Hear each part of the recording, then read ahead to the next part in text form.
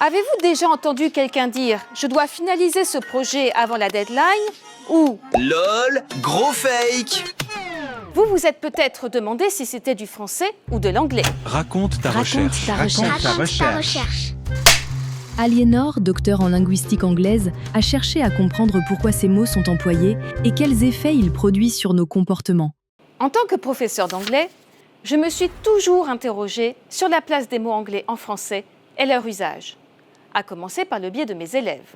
Aujourd'hui, je vous propose de plonger dans l'univers fascinant des buzzwords. Ces mots anglais à la mode qui s'invitent dans notre quotidien et font le buzz dans nos discours. Un buzzword est un terme accrocheur créé dans les années 1940 par des étudiants de la Harvard Business School pour résumer des notions clés de cours. Aujourd'hui, ce mot désigne toute expression à la mode ayant un impact immédiat, dont le but est moins de donner une information que de provoquer une réaction. Des buzzwords anglais s'insinuent partout, dès que les gens s'expriment spontanément et surtout en ligne, sur les réseaux sociaux, les blogs, les forums, les commentaires. J'ai analysé des centaines de phrases contenant les mots fake, spoil ou encore washing. I'm not going to give you a question. You are fake news. Et voici ce que j'ai découvert. D'abord, ces mots ne sont pas choisis au hasard. Certains servent à exagérer un propos. C'est fake à 100%, réveille-toi, sérieux. D'autres suscitent l'indignation ou le scandale, comme les déclinaisons de buzzwords autour de washing. Une entreprise peut brandir un message écolo et ainsi verser dans le greenwashing. On peut aussi préférer l'anglais au français pour donner une charge symbolique différente. Un entrepreneur va par exemple parler de ses success stories pour construire un récit quasi hollywoodien. Le 7 for 1 avec Laurent, ça cartonne. Un qui le drive, un qui le guide, un qui le bride, un qui le traque, un qui l'assesse, un qui le stalk, un qui le choke. En revanche, ces mots peuvent exclure quand ils visent à paraître jeunes ou branchés, laissant les moins initiés désemparés ou mis à l'écart. Peut-être faudrait-il un dictionnaire des buzzwords. Ce sont des mots marketing.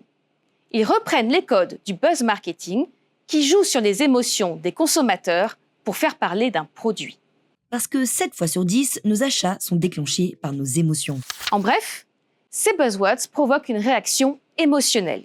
C'est ce qu'on appelle la prosodie sémantique. Un mot peut paraître positif, ironique, critique ou enthousiasmant selon son contexte d'utilisation. Aussi, ces mots anglais ne sont pas de simples coquilles vides. Ils véhiculent du sens. Comme ils viennent d'ailleurs, ils sont particulièrement flexibles. Chacun peut les adapter selon les circonstances en reflétant des enjeux culturels et identitaires. Ces buzzwords agissent comme des mots témoins d'une époque, d'une génération. Mais alors, faut-il s'inquiéter pour la langue française ? Pas du tout. Les buzzwords sont le signe d'une langue vivante, qui s'enrichit et se renouvelle sans cesse, non pas en fonction des règles d'un livre de grammaire, mais grâce aux personnes qui parlent, réagissent et ressentent. D'ailleurs, une enquête que j'ai menée en 2024 révèle que les emprunts sont plutôt bien perçus en France. Preuve que les mentalités évoluent face à l'anglais et à son influence. Alors, la prochaine fois que vous entendrez quelqu'un dire « c'est du fake » ou « il m'a spoilé », souvenez-vous, derrière ces mots, il y a toute une histoire et un peu de buzz. Le saviez-vous ? Le mot buzz entre dans le Larousse dès 2010, mais il faudra attendre 2024 pour que greenwashing fasse son entrée officielle dans le dictionnaire.